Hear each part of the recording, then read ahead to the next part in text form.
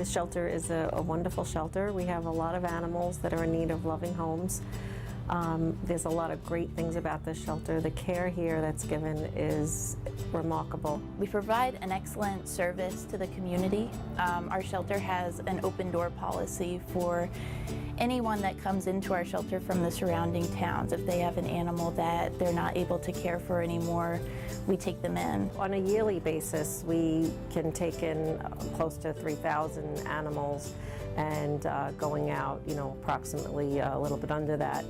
And we take from domestic animals, cats and dogs, farm animals here, so we're a pretty unique shelter.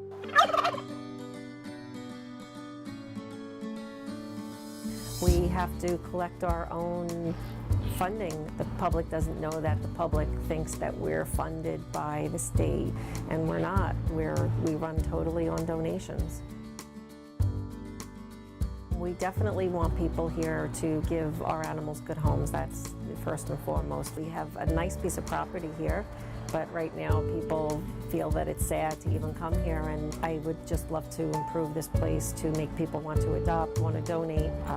The front foyer is a little on the small side, so when animals are coming in or going out, it's a lot of clashing.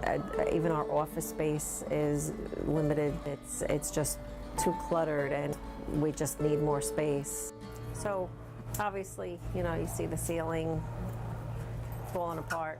We just got to replace that. The small dog room that we have, it's quite small, and I would like to see that a little bit bigger because we always have a lot of small dogs.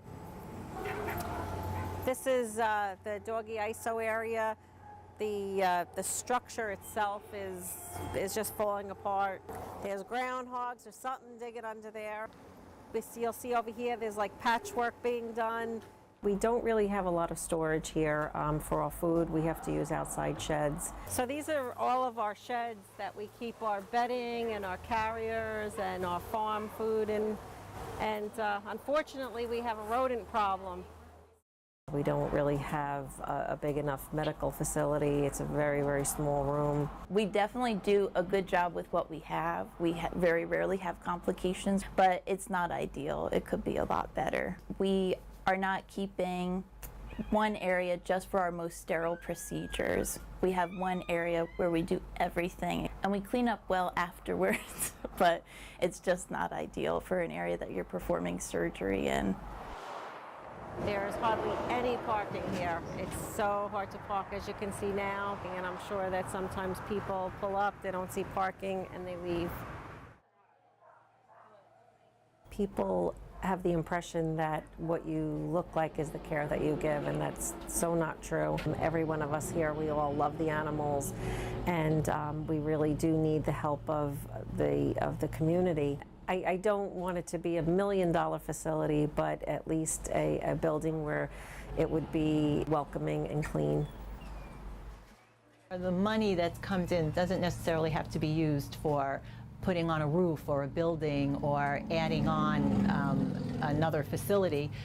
Just simple things like benches, beds, chew toys, music, things to keep the dogs busy and active so they're not so stressed from being inside all the time. Monetary donations always go a long way, food donations and supplies. Other than that, it's the kindness of people and generous people that want to help animals.